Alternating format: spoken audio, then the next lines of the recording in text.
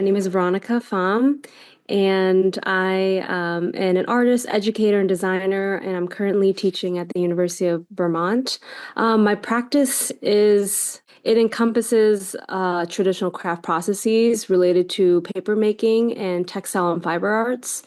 And most recently, my work has been more engaged in the community engagement process with the ethnic minority groups in Vietnam and kind of seeing what the preservation state and the conservation state of traditional papermaking practices are.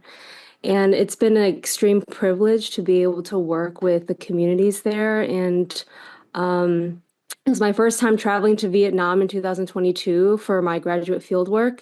And I think I was just completely shocked and also humbled and privileged to be able to be invited to a space where my dad is from. And not having been there prior and not having heard his story prior to being there, I think it was such a overwhelming sensation of homecoming, and it just felt like home to me when when I first visited in 2022. And yeah, it's been a really interesting ride from there.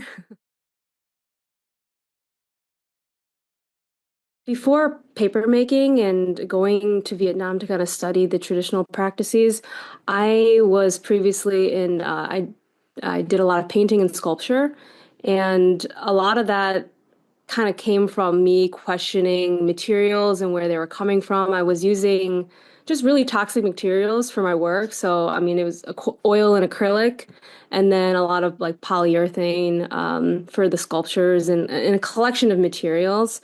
And I think I always had this question of where my materials are coming from. What is my relationship to the materials that I'm using? And paper making, it's one of those mediums that when I started doing it, I just immediately fell in love with it because I started having an immediate relationship to the materials I was using. I was using a lot of agricultural waste to make papers, and I started using that for sculptural installations. And from that question of asking where my materials are coming from, I started to engage with this question of where does this craft stem from? And how does my identity and how does my culture fit into that craft? And that has led me into kind of researching Chinese historical practices in papermaking. And then, of course, in Vietnam, it has been just to be able to see like the history of the communities that use this practice for ancestral burning, for Tet and Tet Chung Tu, for ancestor worship and ritual worship. It's not just a means of making paper, it's also a means of spiritual engagement. And this has stemmed from thousands of years ago. And to be able to kind of understand why I'm doing these through an ancestral lens, to know that my ancestors are also using this for food wrapping or for burning paper for the different holidays. That just meant so much more to me to try to understand and continue understanding why I'm doing these things and why the simple act of making paper has brought me so much joy and relationship to those materials that I'm using. I'm always engaged in, this has happened when I was in painting, when I made a lot of painting and sculptures too, but this act of repetition. So this understanding of like what I'm doing is an act of ritual. And so a lot of times my material comes from repetition. So accumulation of paper or accumulation of thread, making thread, or just some type of accumulation in kind of archiving this memory.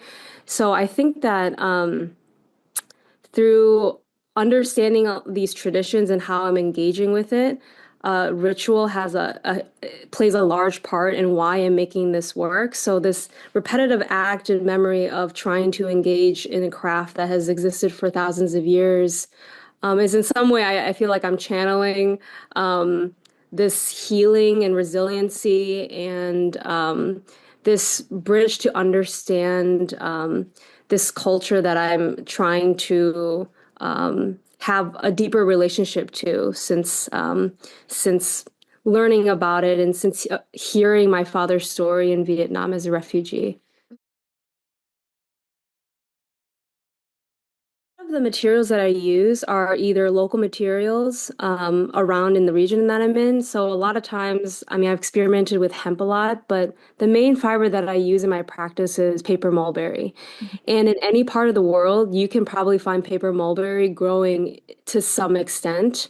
Um, and I love this material as not just because it's been used in paper making for thousands of years, but because it becomes a material and a fiber that's metaphorical to the journey of my family too. This plant that's migrated over to areas in North America, and how it's now grown into like this really resilient plant.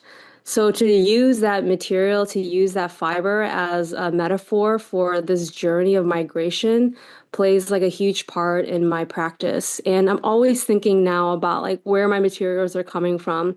What connection do I have with like lineage and how plants have resiliency to change? And I think that speaks a lot to the immigration experience and the refugee experience and trying to adapt and assimilate to a culture that's foreign to you. And I think I'm always going to be using materials that have some type of story. And I know that paper mulberry is just it's a plant that speaks to me, and I think that to continue working with it is just this another act of trying to engage in how I think about community and identity.